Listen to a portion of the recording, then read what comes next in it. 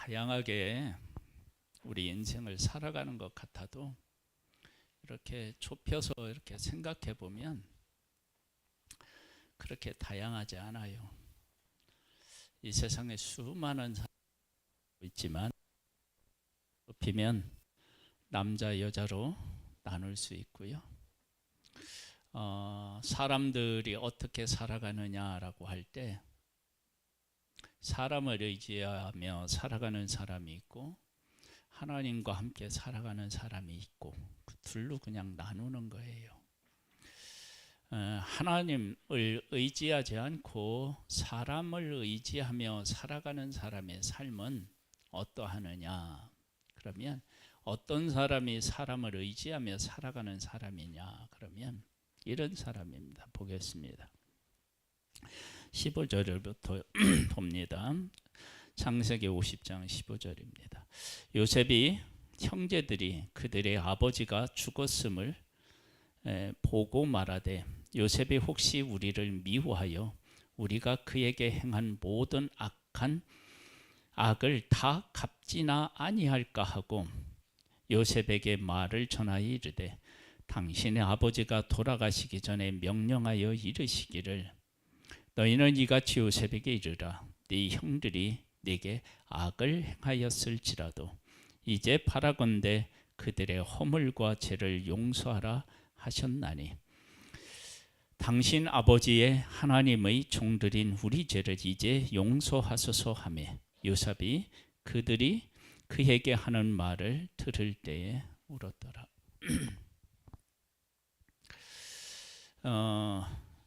이삭의 두 아들 누구죠? 에서와 야곱이죠.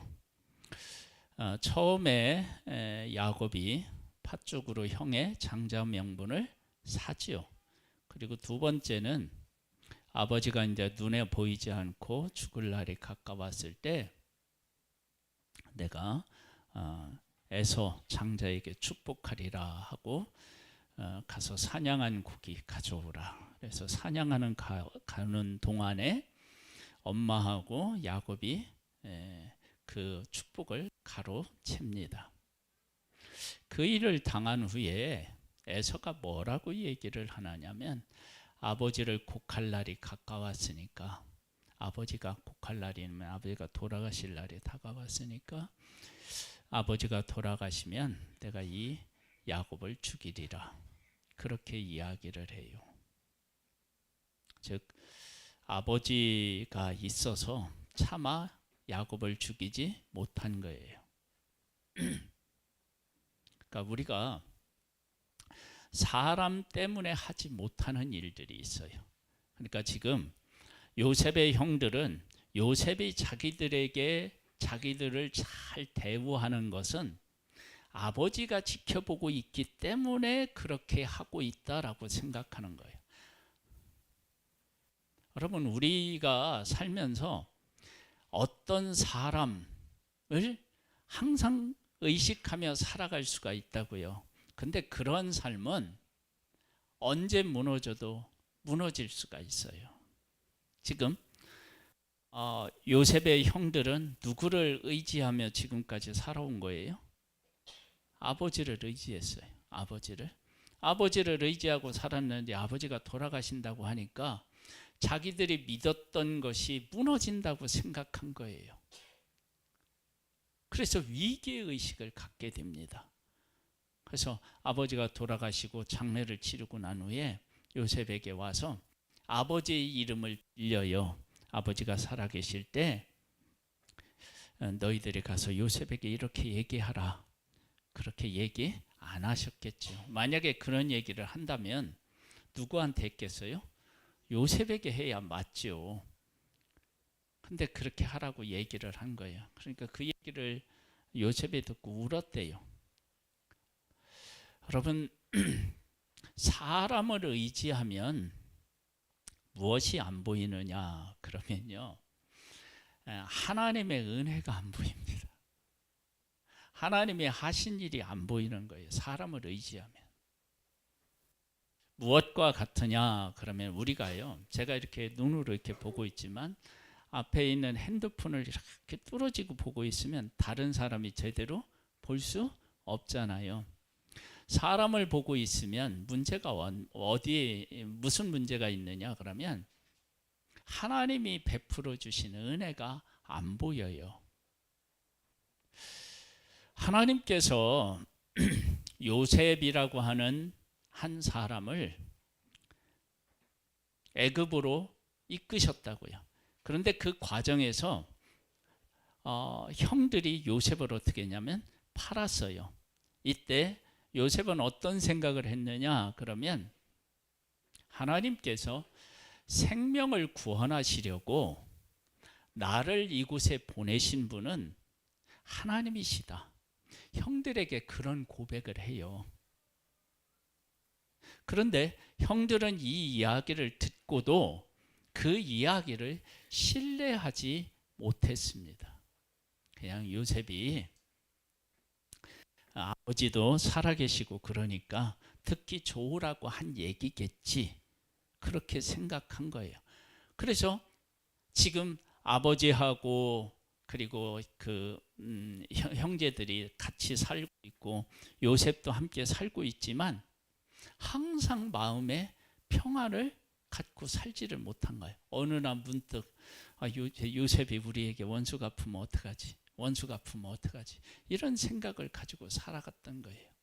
여러분, 지금 요셉은 형들이 자기를 팔았어요. 거기에서 오는 충격이 얼마나 컸겠어요. 그리고 이곳에 와서 정말로 노예가 되었어요. 그리고 감옥에까지도 가게 되었어요. 그것만 생각하면, 인간적으로 생각하면 속이 뒤집힐 수 있어요. 그런데 요셉은 어떻게 생각했느냐? 7년 풍년과 7년 흉년 이 일을 통해서 깨달아 안 거예요. 확실히 알았어요. 하나님이 이 수많은 사람들의 생명을 구원하기 위해서 나를 이곳에 하나님이 보내주셨구나. 하나님이 보내주셨구나. 그 고백을 하니까 어떤 삶을 살게 되느냐 그러면 형들이 자기를 판 게 아닌 거야. 그러니까 형들이 자기를 판 것이 요셉의 인생에 아무런 영향을 끼치지 않아요. 왜? 하나님이 형들을 통해서 자기를 이곳에 보냈으니까 형들이 한 그 일이 가슴에 상처로 남지도 않고 그 일을 담아둘 이유도 없는 거예요. 하나님과 함께 살아가는 사람의 삶의 모습이에요. 그러니까 하나님하고 함께 살면요, 어떤 일들이 일어나느냐? 우리가 이렇게 이제 살면서 상처받고 이렇게 가슴 아픈 일들이 막 생기잖아요. 근데 그런 일이 생기는데 하나님이 내 인생에 함께 하시고 그 일을 통해서 하시고자 하는 일을 깨달아 알게 되면, 하나님이 요즘에 내가 이렇게 하나님대로 못 살고 이렇게 하니까 하나님이 이 사람을 통해서 나한테 이런 일을 하도록 하셨구나 깨닫게 되면요, 그 사람이 무슨 말을 했는지에 대한 것들이 가슴에 남지 않고 하나님이 나를 그 사람을 통해서 깨우치셨구나 라고 하는 감사가 생기게 돼요. 그것이 하나님과 함께 살아가는 사람의 삶의 모습이에요. 그런데 하나님하고 함께 살아가지 않고 사람을 의지하잖아요. 그러면 사람은 믿을 게 안 되잖아요. 요셉의 형들은 누구를 지금 믿고 살고 있어요? 아버지를 믿고 사는데 아버지가 나이 먹으니까 돌아가신 거예요. 소천하신 거예요. 그러니까 자기들이 믿는 것이 사라져 버렸어요. 여러분, 세상의 모든 것들은 다 그렇습니다. 내가 믿고 의지하는 모든 것들은 변하거나 사라져 버려요. 그래서 그것을 의지하고 있다가 어느 날 당황하게 돼요. 그러면 야곱이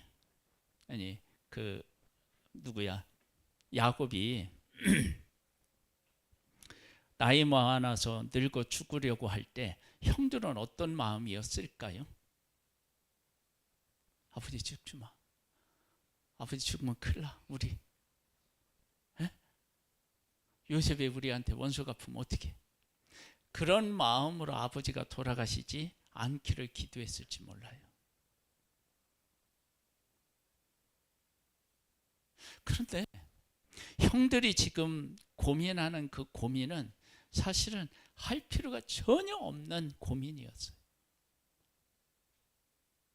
여러분, 그래서 우리 인생에 하나님이 필요한 거예요. 여러분, 하나님 없으면, 하나님이 안 계셨다 그러면, 요셉의 삶에 하나님이 안 계셨다 그러면 형들이 요셉을 판 것을 이해할 수도 없고 용서할 수도 없었을 거예요.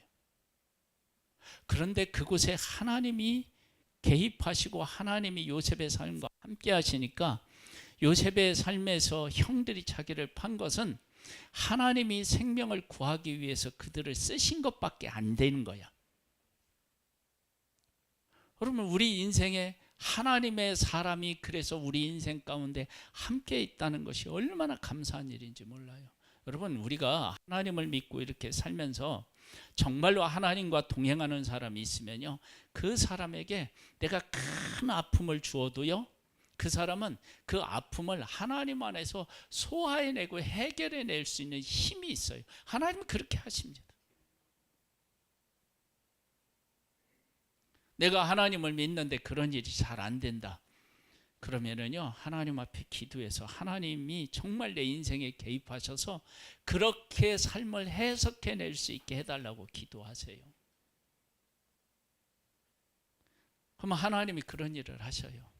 제가 우리 성도님들에게 몇 번을 간증했는데, 제가 우리 교회 왔을 때 힘들었을 때 하나님 앞에 기도했더니, 야, 그게 네 사명이지, 네가 해야 할 일이지, 그렇게 하나님 말씀하셨다고 하셨잖아요.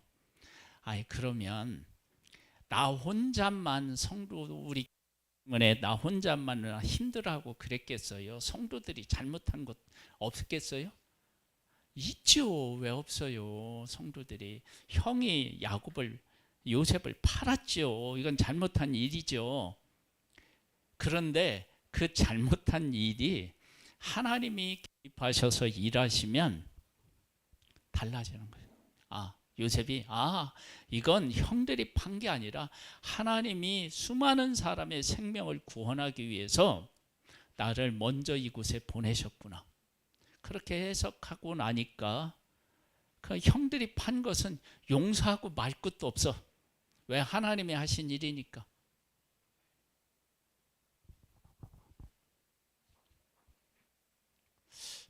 여러분, 이러한 사람이 내 곁에 있으면 어떻겠어요? 할렐루야지. 예? 여러분, 그런데 이러한 일들이 우리들 가운데 있어야 삶이 좀 살맛나지 않겠어요? 조금 아픈 일이 있는데 그것을 그냥 꽁 하고 있다가 막 부부싸움 할 때마다 네가 옛날에 이랬지 막 이러고 막 계속 있으면은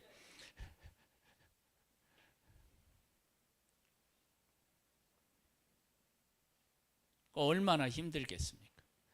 그런데 정말로 인간적으로 생각하면 상처를 받고 보복해도 아무 할 말이 없는 그 일을 당했음에도 불구하고 그 일 앞에서 걱정하지 마. 하나님의 생명을 구원하기 위해서 나를 먼저 보냈어요. 이런 하나님의 사람을 만나면 얼마나 좋겠어요. 우리가 그런 사람이 돼야 될 줄로 믿습니다. 그래서 사람을 의지하고 살아가면은요, 늘 불안해요. 불안하지 않을 수가 없죠. 요셉이 그렇게 형들을 이해하고 용서하고 말 것도 없다고 그랬어요. 하나님의 뜻을 그렇게 이해하고 받아들였는데도 형들의 깊은 내면에는 항상 판 것에 대한 두려움이 있었던 거예요. 물론 그걸 잘못한 일에 대해서 정말 우리가 잘못했다라고 회개하는 것은 필요하죠. 그런데 하나님의 용서함에 대한 확신을 갖지 못하는 거예요. 그러면 어떻게 되냐? 늘 불안한 마음을 가지고 살아가는 거예요. 여러분, 하나님 밖에 있는 사람들은요, 항상 그 두려움이 있어요. 없는 것 같아도요, 그 두려움을 떨쳐낼 수가 없습니다. 그런데 하나님을 믿는 사람에게는 그렇지 않아요.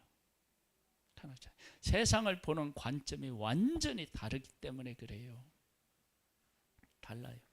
아, 하나님이 이렇게 하셨구나. 그거 깨닫고 나면은요, 그냥 그렇게 힘든 문제가 하루아침에 어떻게 해요?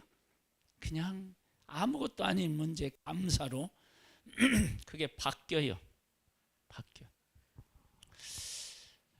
그런 은혜들을 믿음으로 경험할 수 있게 되기를 소망합니다. 18절에 보니까 그의 형들이 또 친히 와서 요셉의 앞에 엎드려 이르되 우리는 당신의 종들이니이다. 여러분, 이렇게 얘기했는데도 그걸 못 믿어요. 왜요? 종들이라고 얘기하면 안 되죠. 뭐예요? 요셉의 형들이죠. 그러니까 요셉이 그렇게 이야기를 했는데도 그 말의 의미를 제대로 이해하지 못한 거예요. 여러분, 탕자의 비유에서 둘째 아들이 허랑방탕하게 다 있는 것 허비하고 집으로 돌아갈 때 뭐라고 얘기했어요?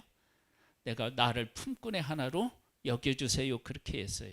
그때 아버지는 죽었다 살아난 아들로 그를 받았다고요. 그런데 그 다음에도 이 둘째 아들이 나는 품꾼의 하나입니다 막 이러고 있으면 아버지가 어떻게 할까요? 속이 터지겠죠. 여러분, 사탄은요, 하나님께서 분명히 하신 일에 대한 신뢰를 갖지 못하게 해서 그것을 누리지 못하게 만들어요. 그러니까 지금 형들은요, 요셉이 울었거든요. 그때 이제 뭐라고 얘기하냐면 이렇게 얘기해요. 요셉이 그들에게 이르되 두려워하지 마소서. 내가 하나님을 대신하리이까. 당신들은 나를 헤아려 하였으나 그것이 안 한 게 아니라는 거예요. 했다는 거예요. 하나님이 그것을 선으로 바꾸사 오늘과 같이 많은 백성의 생명을 구원하게 하시려 하셨나니 당신들은 두려워하지 마소서. 내가 당신들과 당신들의 자녀를 기르리이다 하고 그들을 간곡한 말로 위로하였더라. 여러분, 하나님을 의지하는 사람과 사람을 의지하는 사람의 삶이 이렇게 다른 거예요.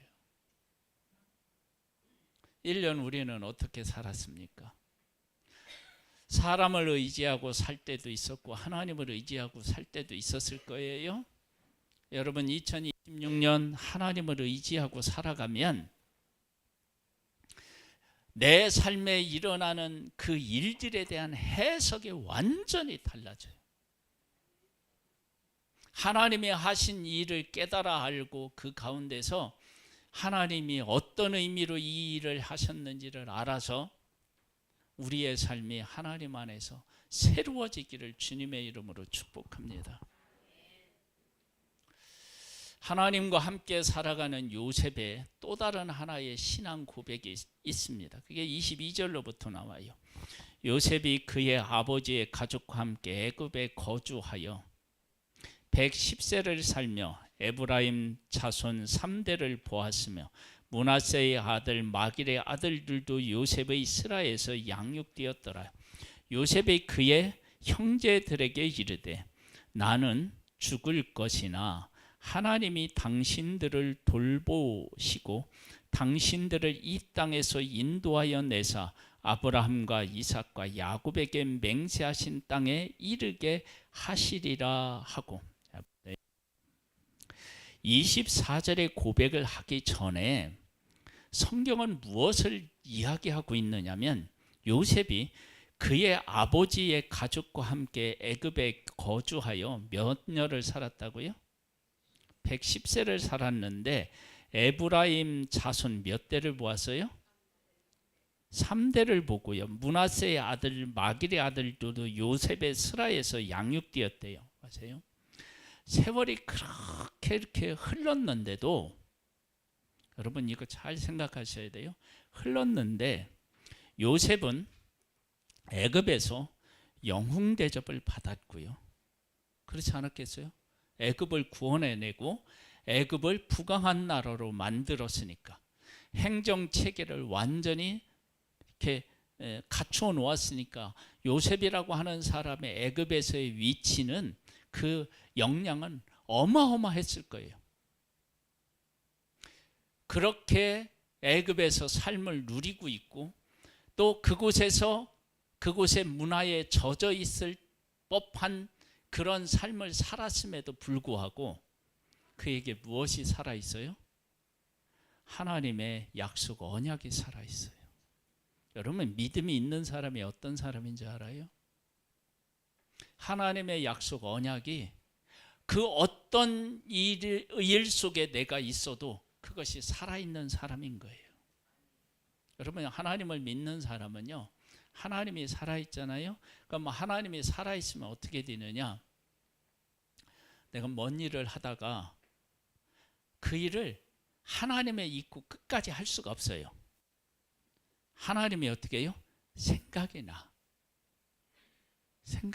반드시 하나님의 사람은 어떤 일을 할 때 하나님이 생각나게 되어 있어요. 잊을 수가 없어요.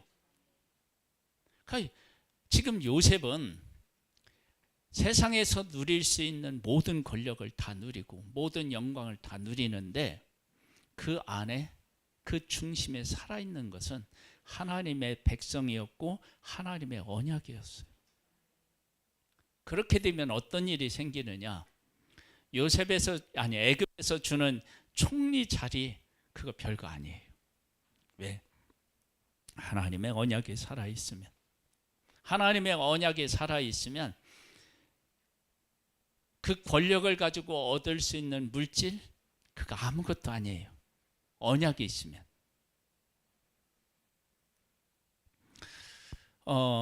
느헤미야가 술 맡은 관원으로 있으면서 왕의 신임을 받아요.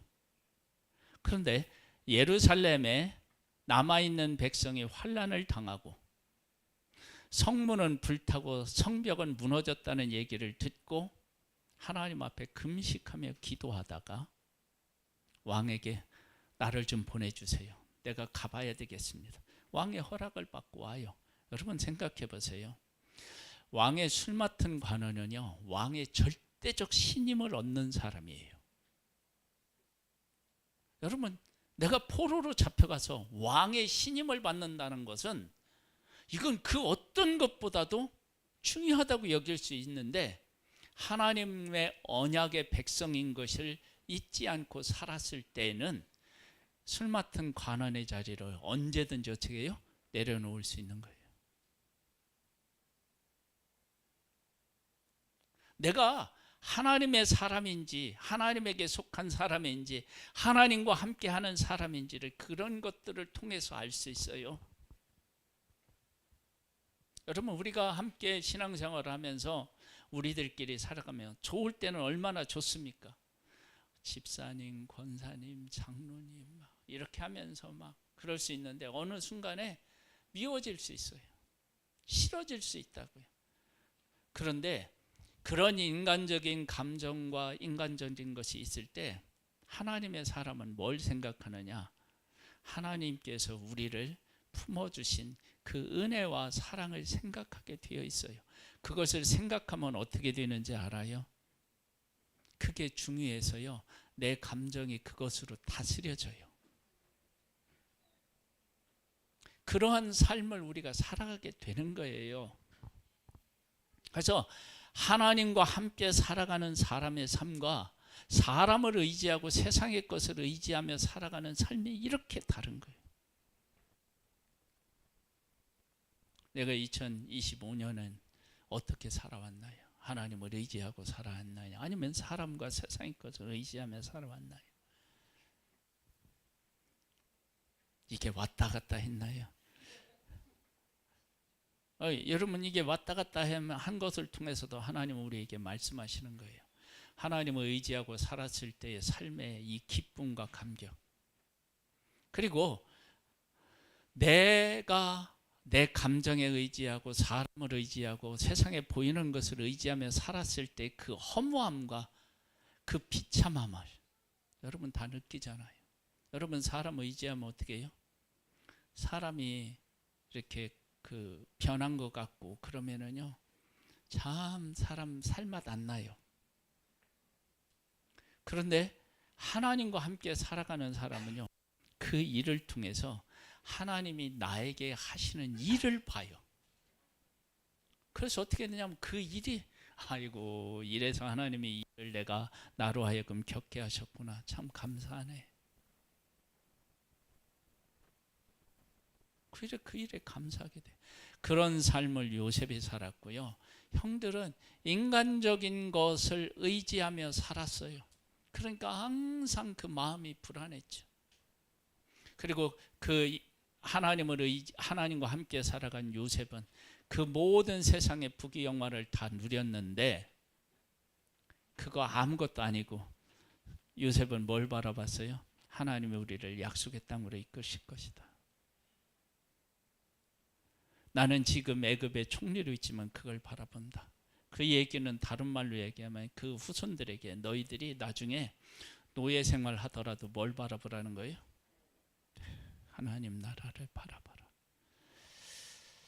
하나님은 우리에게 2026년에도 이런 하나님과 함께 살아가는 삶으로 승리하기를 원하고 계십니다. 우리 모두 그런 승리자가 되시기를 주님의 이름으로 축복합니다. 아버지 하나님, 하나님과 함께 살아가는 승리자가 되기를 원합니다. 사람을 의지하면 어느 날 절망적인 상황에 놓이게 됩니다.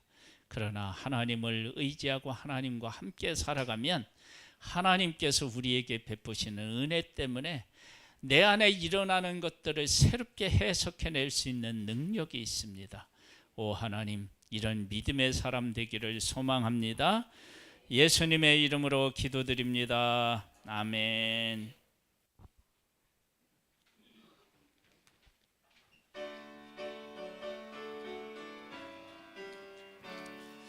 찬송으로 보답할 수 없는 큰 사랑, 주님께 영광 할렐루야. 형제 자매 모두 함께